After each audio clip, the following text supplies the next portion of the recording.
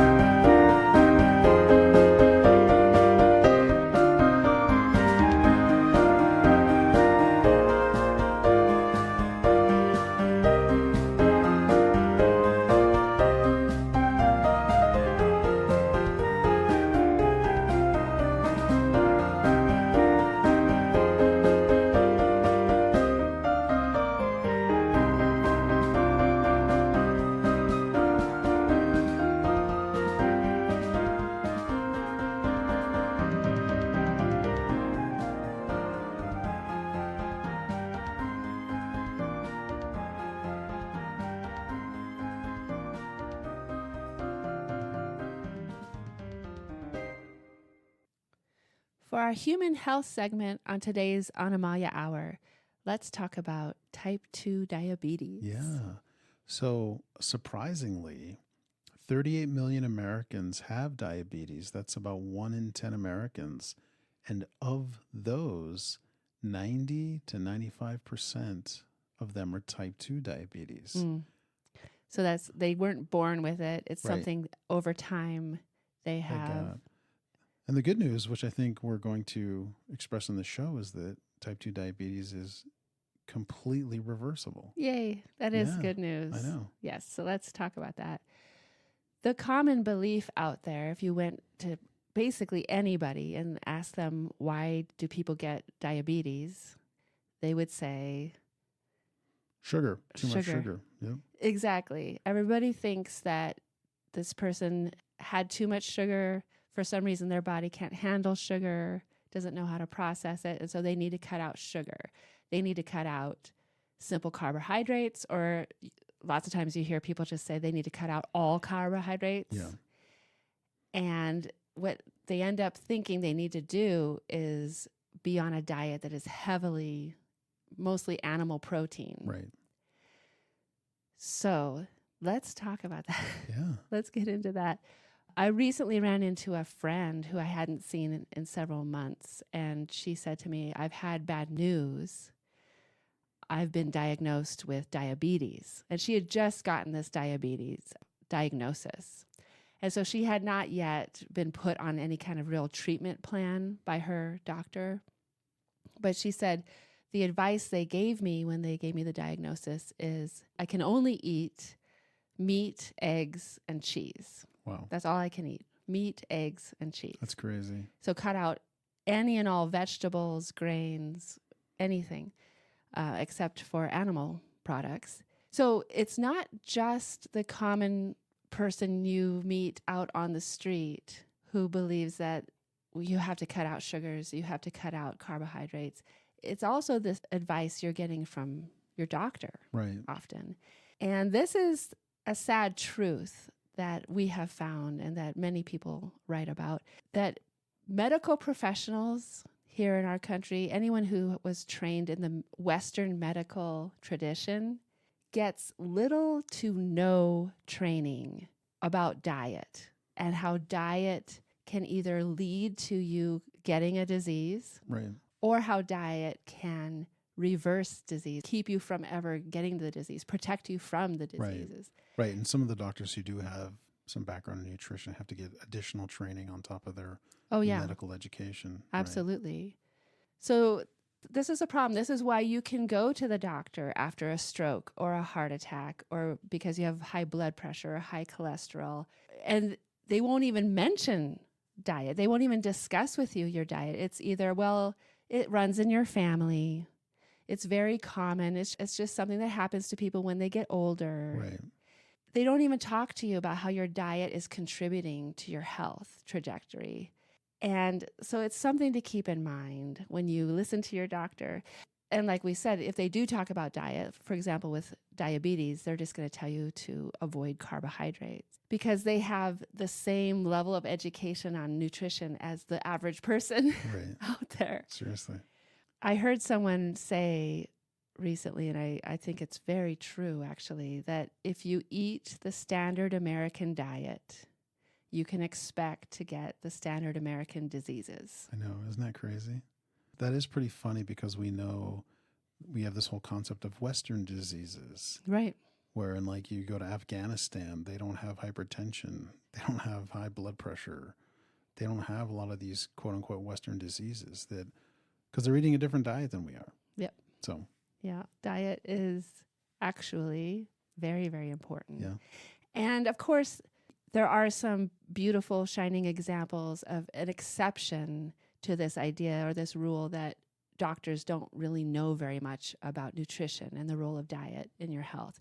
A notable exception would be the Physicians Committee for Responsible Medicine, or we often refer to as PCRM. Yeah. This committee was founded by Dr. Neil Barnard, who scientifically has proven that you can reverse type 2 diabetes on a whole foods, plant-based diet. Yeah, that's amazing. Yes. So let's get into what's going on with diabetes. And I'm going to sound like I'm about to contradict myself because you're right. If you say that type 2 diabetes is a result of having too much sugar in your blood, that's true.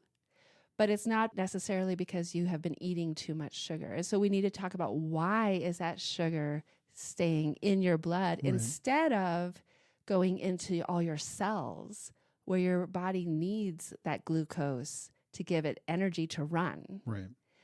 So why is the sugar staying in your blood? And that is a very important piece of this. We're going to start with the pancreas. So whenever you eat food and it contains any glucose, so any carbohydrate, any grain, vegetable, fruit, beans, anything like that, you get glucose coming into your body through your food, and your pancreas responds by secreting a hormone called insulin. And insulin is it's really a really beautiful system. Insulin acts as a key to allow your cells to open up and receive the sugar from your blood so that it can use it as energy. Well, you've heard of insulin resistance or being insulin resistant. So basically, what causes that? What causes your cells to stop responding to this insulin? This insulin stops being able to function as a key to allow the glucose into the cells. It comes down to too much fat stored in your muscles and or your liver, as well as elevated free fatty acid that's in your bloodstream. So if there's too much fat in your blood, in your muscles, in your liver, it gums up the system so that it doesn't respond. These cells don't respond to the insulin the way they're supposed to. And so the key cannot unlock your cells. So of course, if the glucose isn't going from your bloodstream into your tissues, it stays in your bloodstream, which is where we get the idea of a high blood sugar problem. So the problem is too much saturated fat in the diet, not too much sugar necessarily. Right.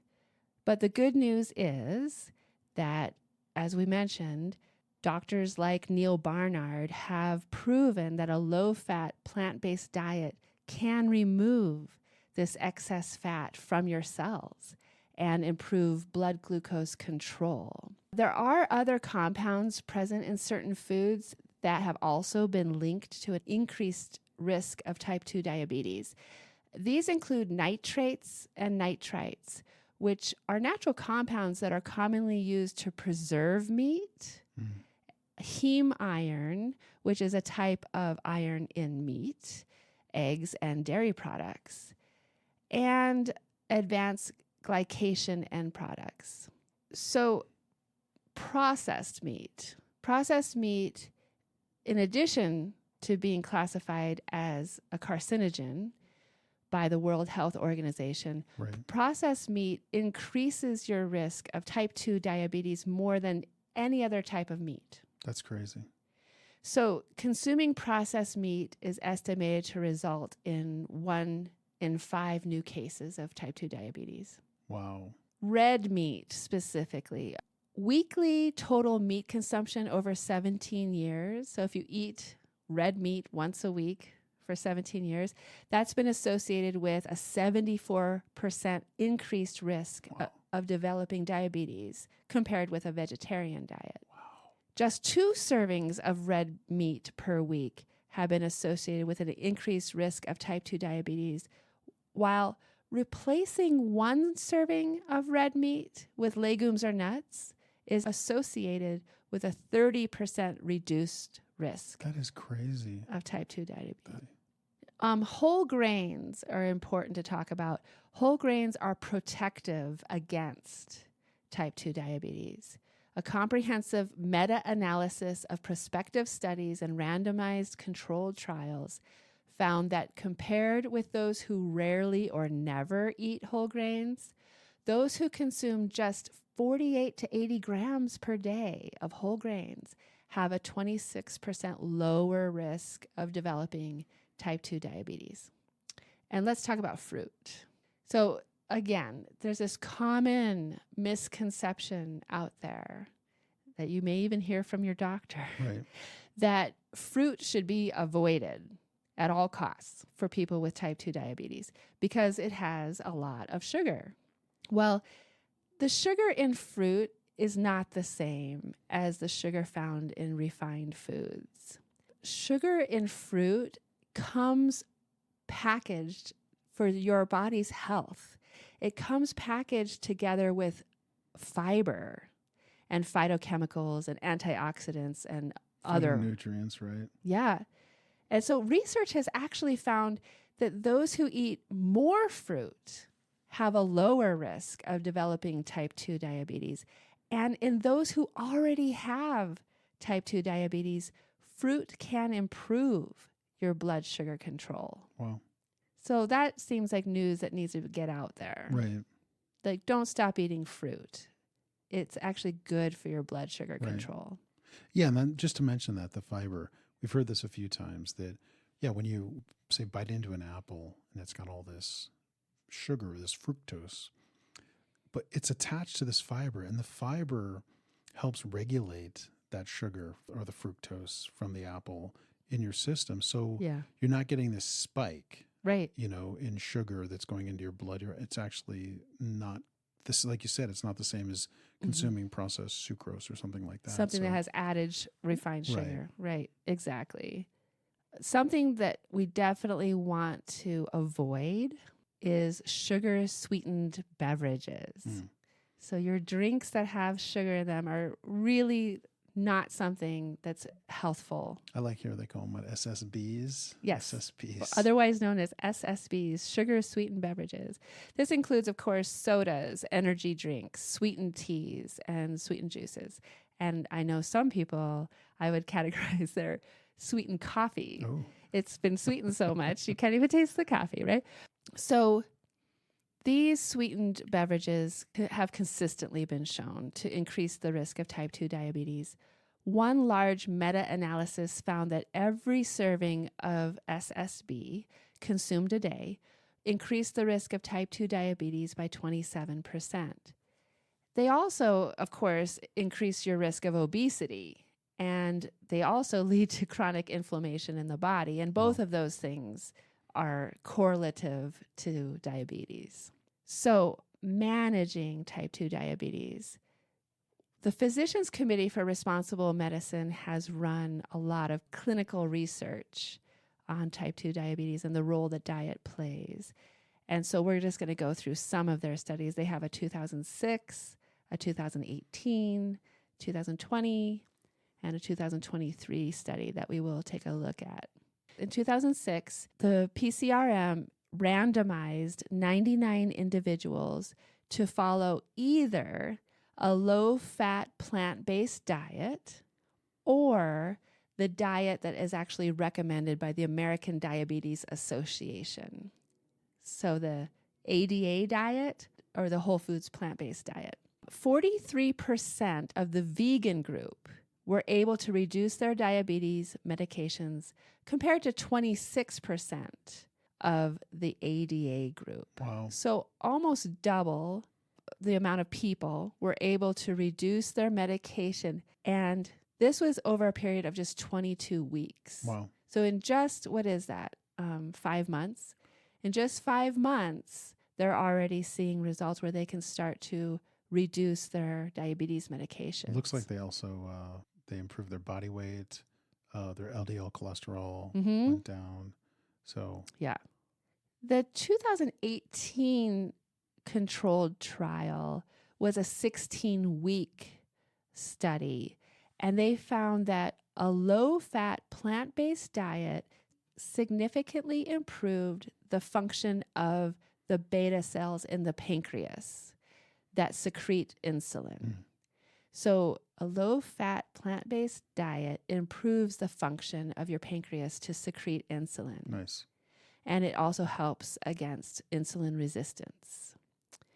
And then another 16-week randomized controlled trial that they published in 2020 measured the intracellular fat found in the liver and the muscle cells. After following a low-fat vegan diet, the fat in the liver cells was reduced by 34.4%. And that's, again, just over 16 weeks. Wow. And the fat in the muscle cells was reduced by 10.4%. These reductions in intracellular fat correlated with lower insulin resistance, showing that we can reverse the underlying cause of type 2 diabetes. In 2023, researchers showed that a whole food plant-based diet can improve insulin resistance in as little as 7 days. Yeah, that's crazy. Going whole foods plant-based for 1 week, they're seeing there's an improvement in insulin sensitivity. Individuals with type 2 diabetes who were dependent on injecting insulin were enrolled in a crossover trial comparing the dietary approaches to stop hypertension, or DASH diet. So again, they're putting them on 2 different diets, this DASH diet and a group being put on the whole food plant-based diet. The whole food plant-based diet was more effective than both their starting diets and the DASH diet, resulting in lower insulin doses, improved insulin sensitivity, and improved blood sugars, all within just 7 days. Wow. So, what is recommended by the PCRM to reverse your diabetes or protect yourself against having diabetes? Obviously, if you're overweight, weight loss is a key factor for improving glycemic control. Reduced intracellular fat, which means you need to reduce your saturated fat intake. Of course, animal products are a major source of saturated fat in the American diet. Right. Increase your fiber. Consuming more fiber, which is exclusively found in plants. Let's just make that point really clear. There is no fiber in animal products. Wow. So all of your fiber is coming to you through the goodness of plants. Increase your fiber, which will improve your blood sugar control. This is mainly because, as Kevin, you said earlier, fiber slows down the rate of absorption of glucose from the gut. So it's just slowing down. It's giving your body more time for the glucose to be processed into your cells. So the plant-powered prescription, cut out animal products from your diet, starting with red and processed meats for better blood sugar control. Focus on high-fiber plant foods like fruits and vegetables, legumes, and whole grains. Keep overall fat low in your diet by avoiding fried and oily foods, and minimize added sugars and sugar-sweetened beverages. Yeah, that's interesting. You know, it's funny because I've talked to my coworkers and various people about this whole concept that type 2 diabetes is really related to eating animal products and the animal fat that's blocking kind of getting in the way of the cells absorbing or processing the sugars. And the reactions I get are just kind of funny. People don't believe it. They think it's crazy. It speaks to, and we probably say this a lot, just the propaganda in our culture around food. Right. I was thinking, I think even the little bit that we're taught nutrition in school, just as an average student going through the school system, right, we're taught that diabetes is because of too much sugar. Right. That's what we have been taught from our earliest years. And again, that's what we're being taught and told by our doctors.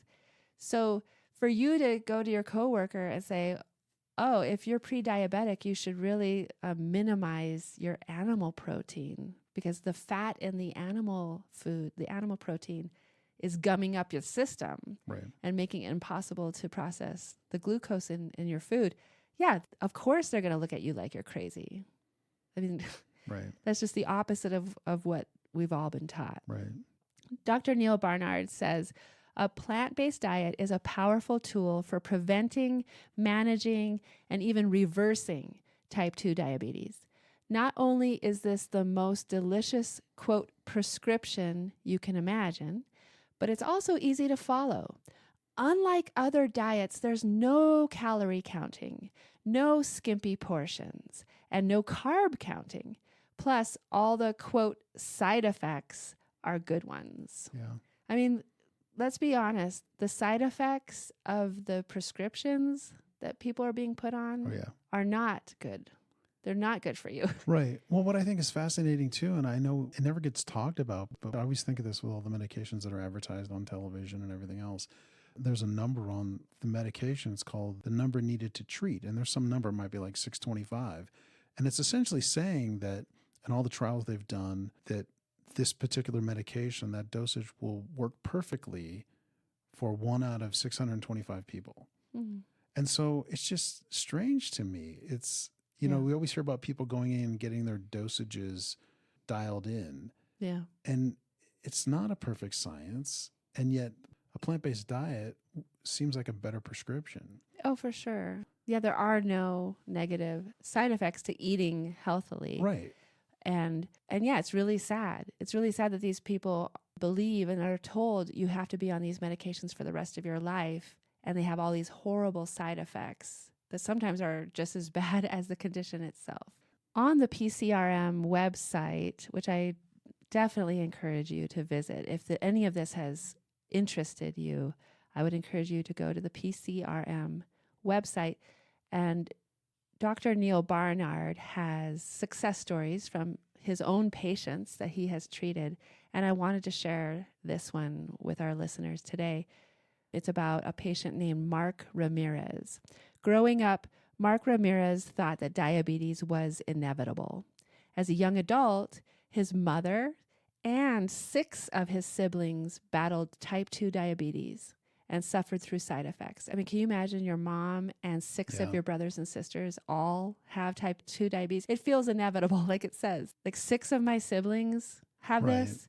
I'm definitely going to get it. So, of course, he was scared and concerned. So, not only did they have type 2 diabetes, it says they had undergone kidney and pancreas transplants, amputations, and dialysis.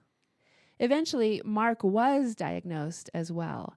He tried to improve his health by lowering his carb intake and exercising, but he soon found himself on daily insulin injections and 4 other medications.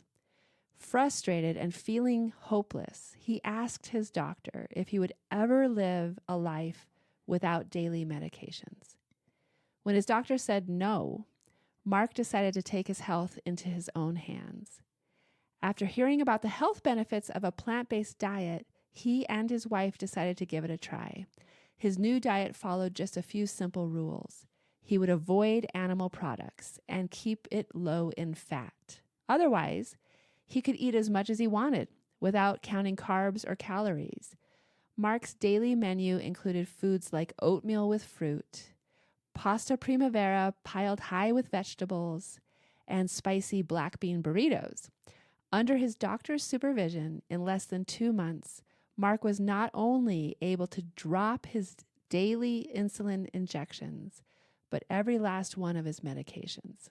His glucose levels are now completely normal. Wow. Every time I read that, I start to cry. I know.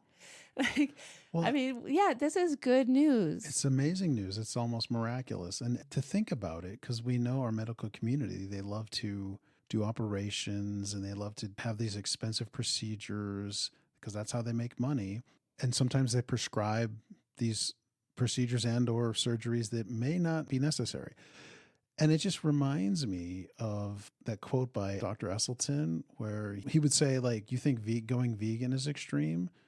Try like ripping your chest cavity open and like cutting things out and sewing it back together. I mean, that seems pretty extreme. And Exactly. I mean, and this right here, like kidney, pancreas transplants, amputations, dialysis. Yeah.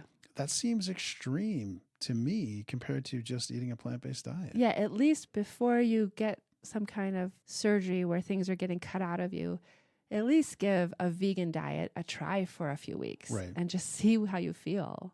Yeah, I think you're right. And again, I know many doctors and they're wonderful, beautiful, well-intentioned, altruistic people. I'm not trying to slam anybody's character here. But unfortunately, what their training gives them are two tools.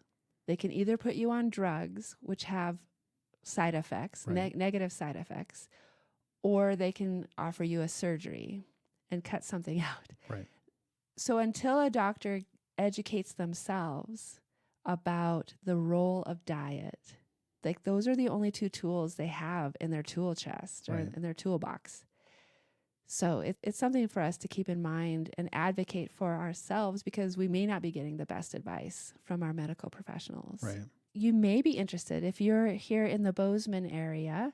This past spring, I was actually certified by the PCRM to teach their cooking classes. They have many different curricula, cooking to fight cancer, cooking for your heart health, what foods are best for brain health, what diet is best for your hormone health. And they have an 8-week class on how your diet can fight against type 2 diabetes. Wow. And so I will be teaching the class to fight type 2 diabetes starting this September. And if you are interested in enrolling or registering for that class, you can email me at getbacktothegarden@gmail.com. So that's get back, the numeral 2, the garden @gmail.com. Nice.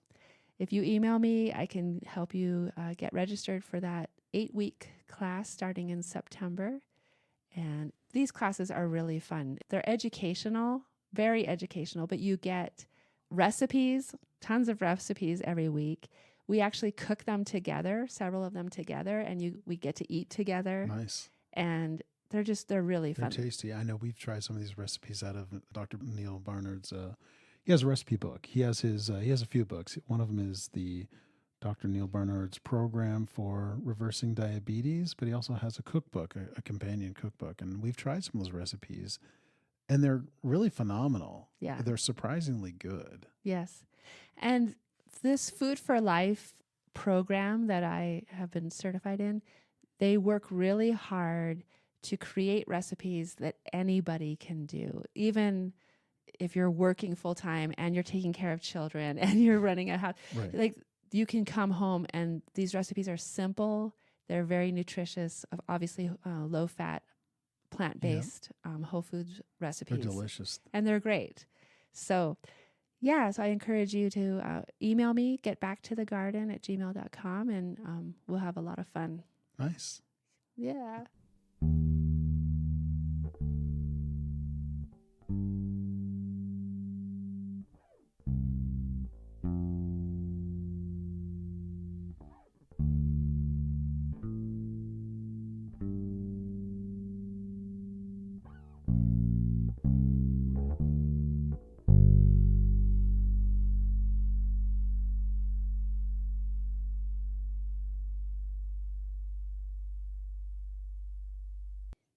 In our ethics segment for today's Animalia Hour, Sentience in Plants.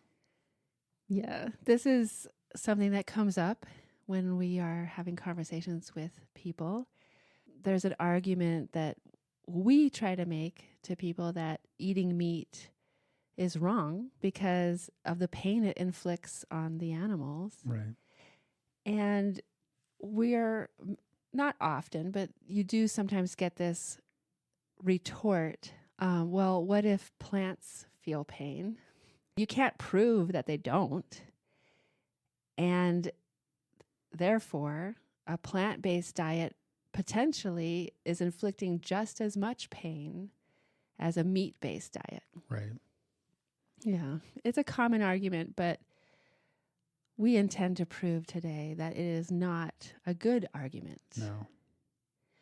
When you look into this, you'll find that most of the prevailing science says no, absolutely not. Plants do not feel pain, at least not in the way that we think of or experience pain, and also not in the way that animals feel and experience pain. Right.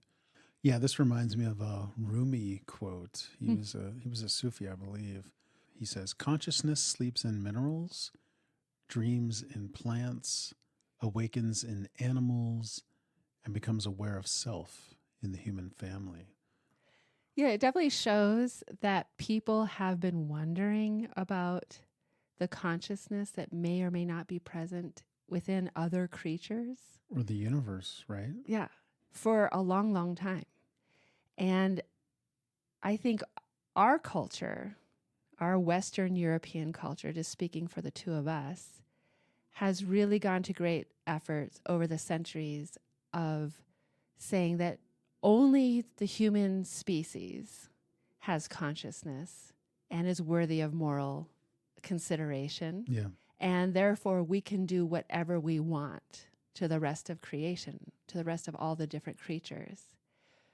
I think a lot of indigenous cultures have felt differently and have seen animals and plants differently than the Western European typical way. But yeah, this Rumi quote is like, okay, people have been wondering about this for a long, long time. Right.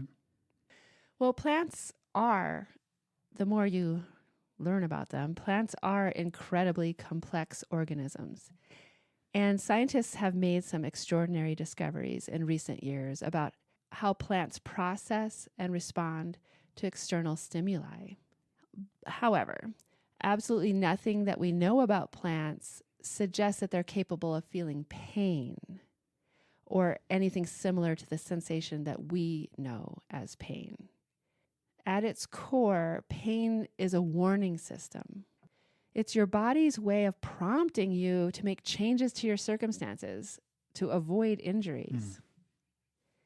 The experience of pain is closely associated with a type of nerve ending called a nociceptor.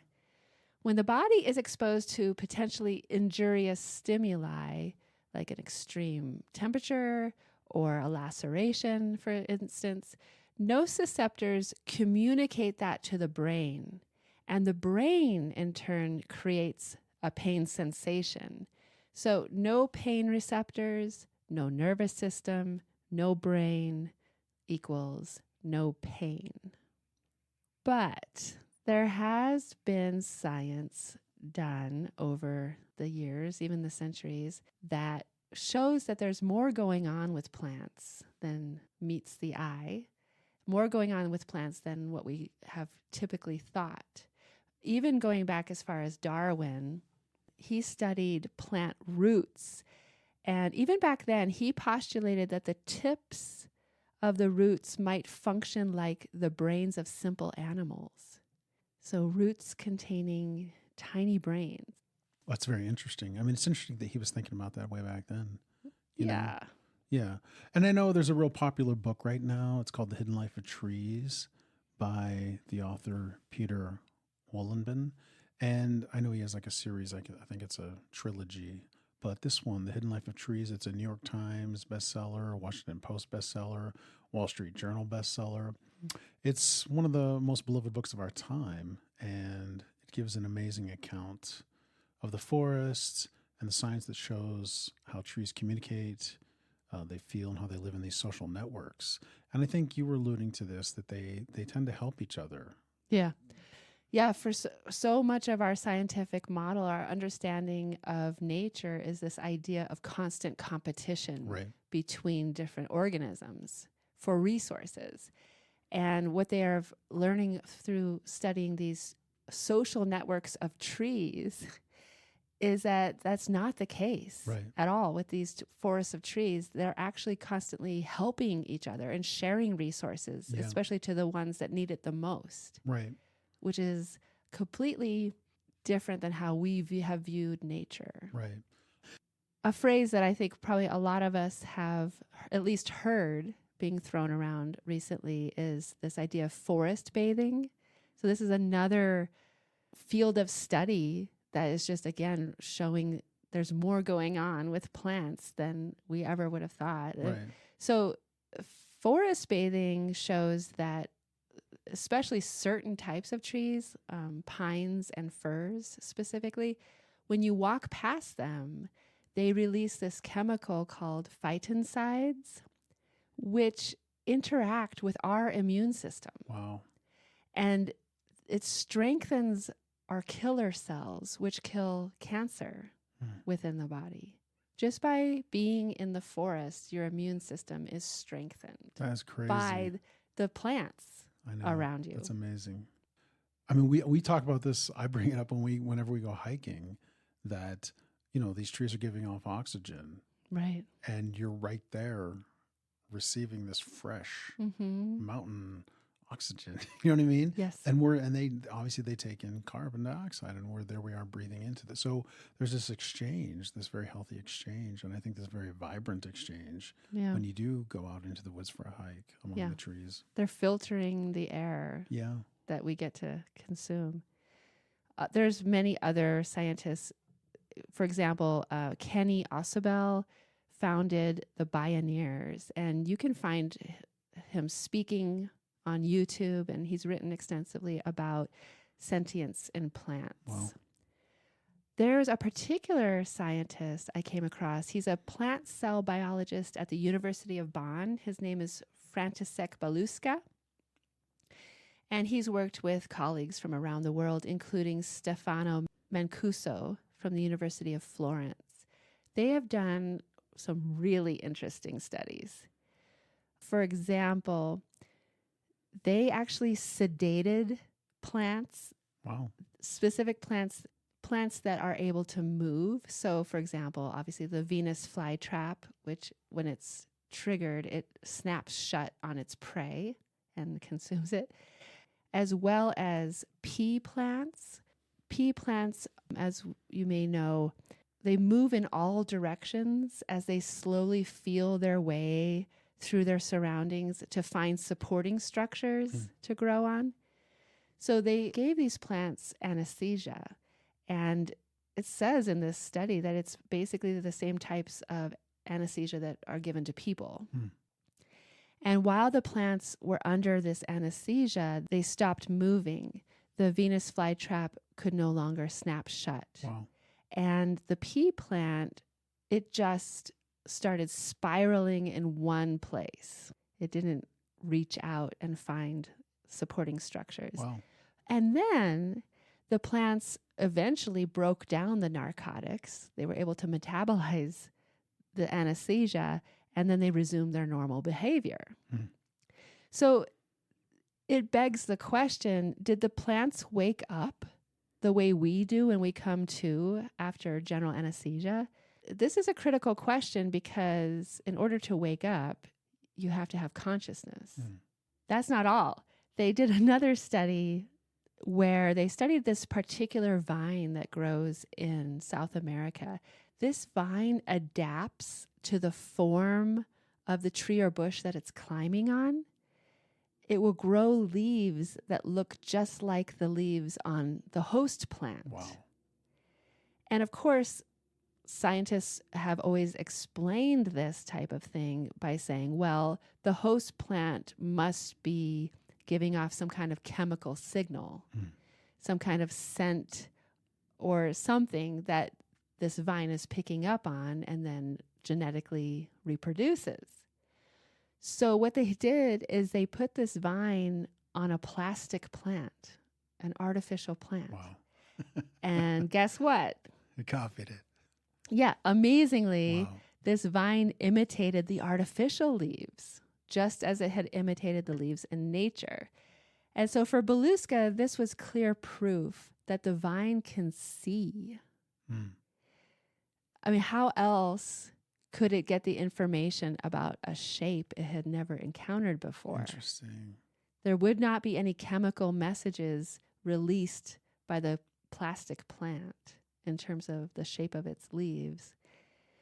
And he went further. In his opinion, it is conceivable that all plants might be able to see. I mentioned Kenny, let me find his name again. I mentioned Kenny Ausubel earlier. In the speech that I saw on YouTube, he says that plants are covered with the same cells that we have at the back of our retina. And so he was coming to the same conclusion, basically, that plants, we think, or they think, are able to see. Wow. Not just light, not just even shapes and colors, but they're actually seeing. Clearly? Well, we don't know. Right. We don't know, but it's definitely something that is crazy to think about. Right. And amazing. I can see many horror movies coming out as a result Right? of this. I mean, obviously we've seen them. I remember as a kid there was some movie with a giant in the jungle, giant Venus flytrap that would go after people. Mm-hmm. But outside of that, yeah. On that video that I saw by Ausubel, there was a caption. I'm not sure if this is a direct quote from Kenny Ausubel himself or the person who posted the video, but it just said, "The emerging picture is clear. Plants are active participants in their environment, not simply silent observers. This shift in perspective is much needed and has the potential of having profound implications on our relationship with the natural world. When we see plants as intelligent and responsive beings, we can foster a deeper connection and a greater sense of responsibility. Healing the planet requires a fundamental change in how we interact with all its inhabitants." Wow. You know, when I first brought this topic up to you, Kevin, I was like, I'm feeling pretty nervous. I was feeling a little trepidatious about even delving into this topic. The idea that plants are far more amazing and able, they have all kinds of abilities that would signify that they have experiences. Right. And I was thinking, I said to you, doesn't this have the potential of actually weakening the vegan argument?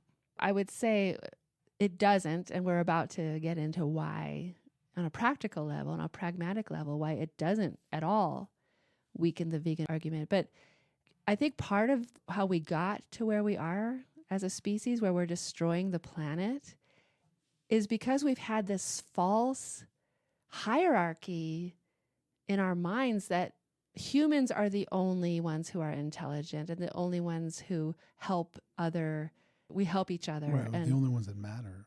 we're the only ones who you could just go on and on Right. with how we've put ourselves far above all animals, all plants, everything. And I think the more we get away from seeing ourselves as singularly amazing in this world, the more we are able to see that all creatures are amazing Right. in their own ways and deserving of respect. Yeah. I think that it actually, even on a philosophical level, it will actually bolster the vegan lifestyle. Yeah. Well, I mean, if you really slowed down and thought about it, everything like that we put into our bodies, right?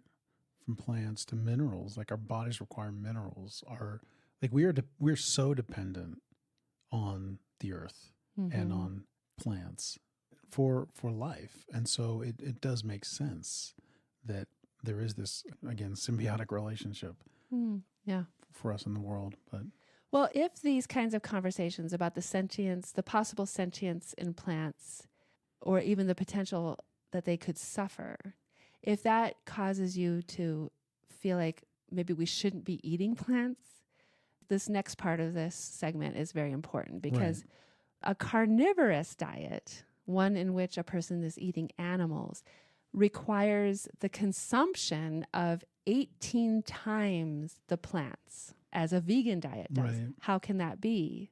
How can it be that someone who eats animals ends up with a diet that requires 18 times more plants to be consumed? Yeah. Well, clearly we know that the farmed animals that we eat consume a lot of plants. And if you know anything about the second law of thermodynamics, which I know just the basics, Right. very rudimentary understanding of the second law of thermodynamics, but only about 10% of the energy from the plants that the farmed animal eats is available to the person who eats that animal. Yeah. And so eating lower on the food chain requires the consumption of a fraction of the plants that eating an animal requires. So if you are concerned about the potential suffering in plants, you minimize that potential suffering by not supporting animal agriculture. Right. What's interesting to me about that argument, though, is no one ever says animals are sentient, you shouldn't eat them.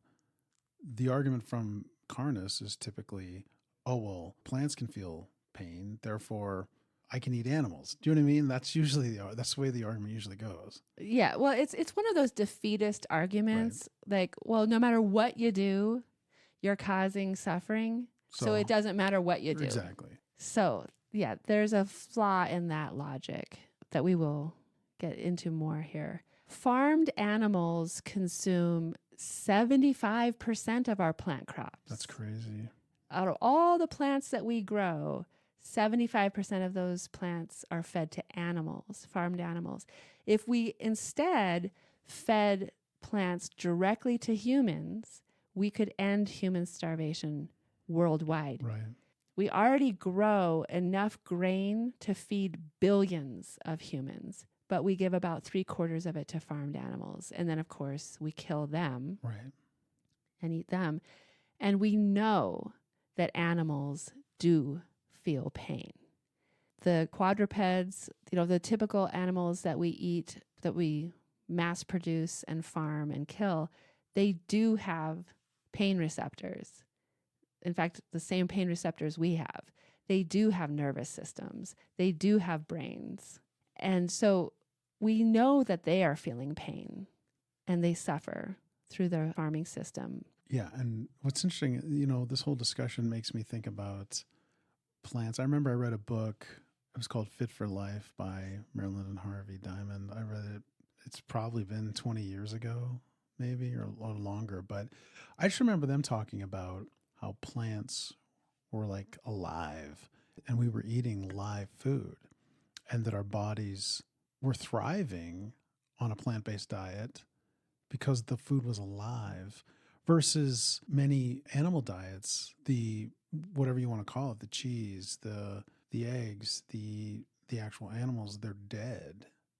And so we're putting dead flesh into our bodies and we're not necessarily thriving as a result of that. So it's interesting, this discussion. So to me, there's something to be said. Like if somebody wants to make the argument, well, plants are alive, you can't eat them. Well, no, plants are alive and we are meant to eat them. Mm-hmm. And that's what gives us a thriving life and a healthy body. Yeah. Anyway, just a thought. No, that's really key, I think.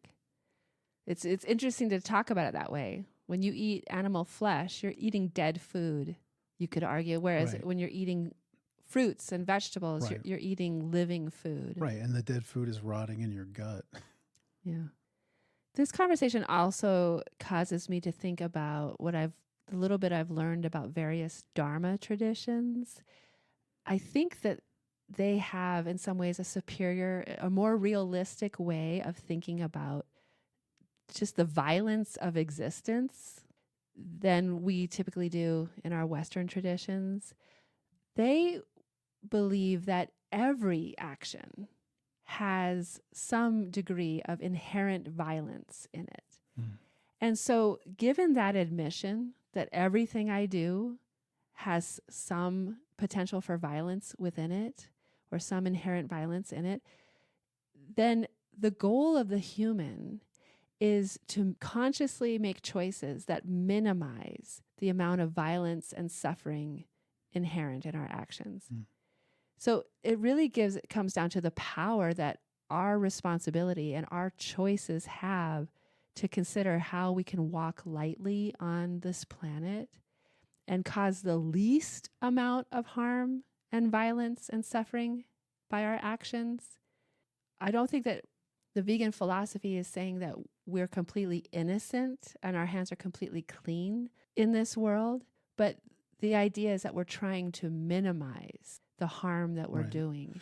Well, I mean, that makes me think too about, I feel like in the United States, at least, we're so prone to this popular thinking that popular thinking, just in your everyday street level thinking, it's very binary.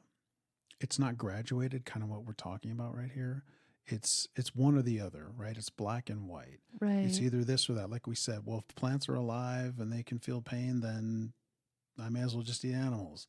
Like, but yet here we are talking about in a more philosophical way, in a more, I want to say, educated way, or even like this Dharma tradition. It's not about black and white. It's about just moving the needle a little bit. It's about improving our state in life, or the situation in life for everyone. Yeah. And you know what I mean? It's not this, oh, the heck with it. Since I can't win, I might as well just throw in the towel. You know what I mean? Like, it's versus progressing towards something better, even gradually. Totally. Even a fraction of a percent. Yeah. Right. You know, as we're talking about this and I'm thinking about it, I'm thinking our typical popular level thinking does not tend to always think that way.